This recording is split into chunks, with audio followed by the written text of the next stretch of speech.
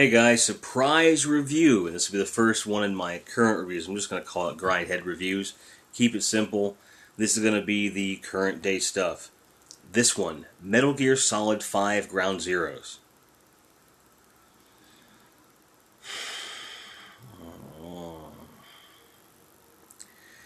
I feel the need to qualify this. There are many viewers out there that know this, but not all of you are going to know this. I am a Splinter Cell fan. I have tried to be a good Metal Gear fan. This has not been the case. I love stealth games a lot. And everything I'd read about Metal Gear Solid 5 made it look to be something that, well, at least the full game when it comes out, should be pretty decent. And Ground Zeroes definitely showed me that that is the case. I mean, it's the control scheme is good, graphics are excellent, AI is smart, level design is consistent. It's a dynamic game. Nothing repeats too much. There's not per capita. There's way more gameplay than cutscenes. That's good. Ground Zeroes is an excellent snapshot at where this game is going to be. Here's the problem. You charge me $30 for something, you damn well better give me $30 worth of content. I finished the initial mission, of which there are 2 whole objectives. 2. And I finished them. Got a pretty cool cutscene at the end, one of which I felt kind of cheated. I'll have a QuickTime event. I'm not really big on QuickTime events, but there's one particular thing in the end cutscene I'm like, I could have pressed a button, but they didn't do that. And you give me the cutscene, they tell me what's going to happen, they give me some story things, there's a nice cliffhanger, but not as bad as I had read on the internet. It made it sound like it was like the worst cliffhanger ever or something. It's not. And then it opens up side missions. Now, I haven't played any of these side missions, and if all 4 or 5 of them are the same length as the main story campaign, or even half, so like, basically got to get 3 times as much length out of it, then it's probably worth $30. Definitely, I would say. I'm still leaning toward like a $20, $25 price point. I would not play this on a last-gen system. Nope, control scheme's way too cool. You actually get 2 points on the touchscreen. Over here is that's your pause the game. Like most of this is pause the game. But if you're touching this corner and you hit the button, and I think it's not that it has multiple hit points on the button, it's that if you press the button while it sees your finger there, which is pretty slick programming, it brings up they call it an iDroid, which I thought was really cool. They're not alienating anybody there as iDroid berry, bring it up. And the control system is extremely intuitive. The default controls feel pretty easy. Only slipped a couple times. A couple things were a little weird, like vehicle controls were a little weird. Yes, there are vehicles in this. It's everything about it. I've read reviews that said what you see in this game is like, wow, it's going to be great in Phantom Pain. And I got the same feeling. I'm just feeling a little burned that they charged us for it, or charged us this much for it. I think it's kind of a dick move, to be honest with you. Konami. If this were a exclusive game for Sony, if Metal Gear Solid 5 and Ground Zeroes were exclusive to PS4 or PS3 or just Sony in general, and you wanted to charge for this, I can understand that because you've got to generate revenue. I totally get it. But you're going full multiplat with this game. This Nugget prequel and the full game. Pardon me. So I don't see the justification for the price tag. Granted, they dropped it down a little bit in some cases. I got it digitally, so I didn't see any discount at all, which not a big deal. I mean, $29.99, it's not the worst deal. It's really not a bad deal. It's just I would have liked if they'd have done 2 missions with the side missions, okay, but it was really short, guys. And I can totally see how people can complete this very quickly. Like, once you know what you're supposed to do and where they are, it's easy. It's very easy.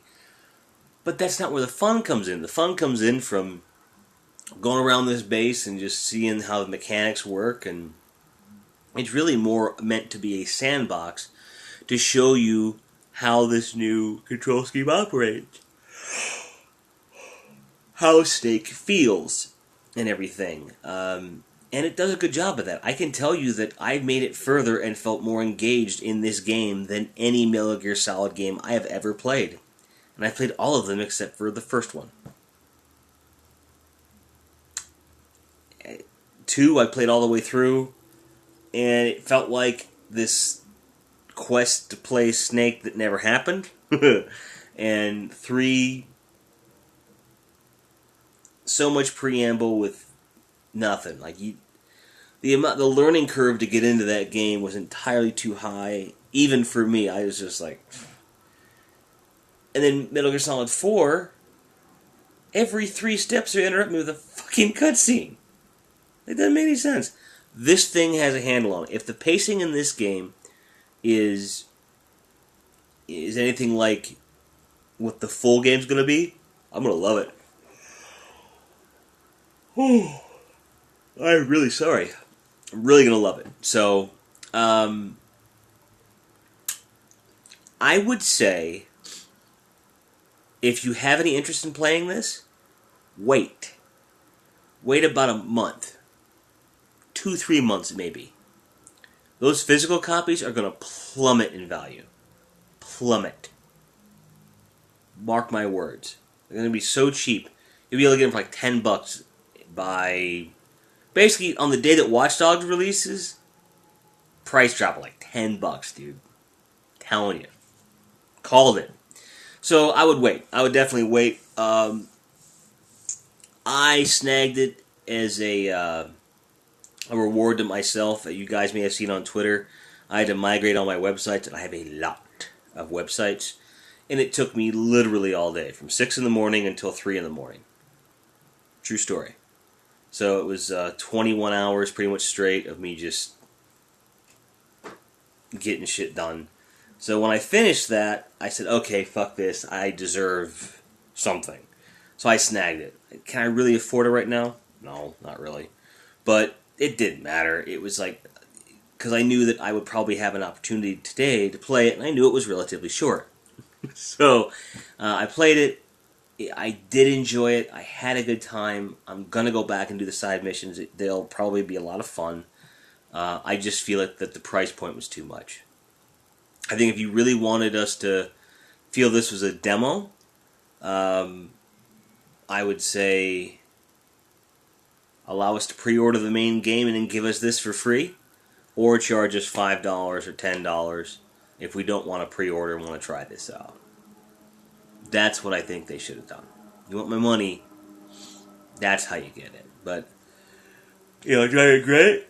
Yeah. It's a good game. It was fun. I just think it could have been more. But again, it's not a full game, which is where the price thing comes in. So I'm just reiterating a point. It's a beleaguered point because a lot of people are saying this. I just don't want to sit here and be the guy that goes, oh, it's so short. Well, I know it's short. I know it's not meant to be a full game. It's barely a demo. It's a little more than a demo. It's like, if a demo is 100% a demo, like you get your one level or whatever, it's like 130% of a demo because you get the extra side missions and stuff. And there's trophy support too. So you're getting trophies too. I just don't think, again, I think what the product is, I have no issue with. I think what the product is for what they're charging is the issue. So if you do happen to get this for $20 or less, for a current generation system, money well spent. I have no idea what it looks like on last gen systems, or don't care what it looks like on last gen systems because it looks really smooth and sleek on current gen, on PS4 and I believe Xbox One. So find it for a good price, snag it, play it, love it. Just don't pay $30 for it, please. Please. So that's that. It's not a full game, so I'm not going to give it a full rating. I would say, for something like, if this were a full experience and I was rating it on just what's there and the price being aside, just the experience, I would go, a 7 out of 10. Because it doesn't feel complete, because it's not complete. So, but it's good. It's worth playing, and there's a really good prologue text you can read at the beginning. It definitely made me feel like I had a better idea of where Snake is in the story. Like, I have no idea how it relates to the rest of the stories, but I know what I'm supposed to know in this story. It's the least confused I've been out of any of these. The controls are better, looks good, plays smooth, makes sense. If they make a full game on this scale, I cannot wait. Really and truly. So, there you go. 7 out of 10. Get it if you can get it cheap. Or unless you're a really diehard fan, it's not going to be like a stab in the chest, guys. If you're a diehard fan, needs to have it physical, you know what? I can't say not to get it. If you're not a diehard fan, wait. Let the price drop, because it will.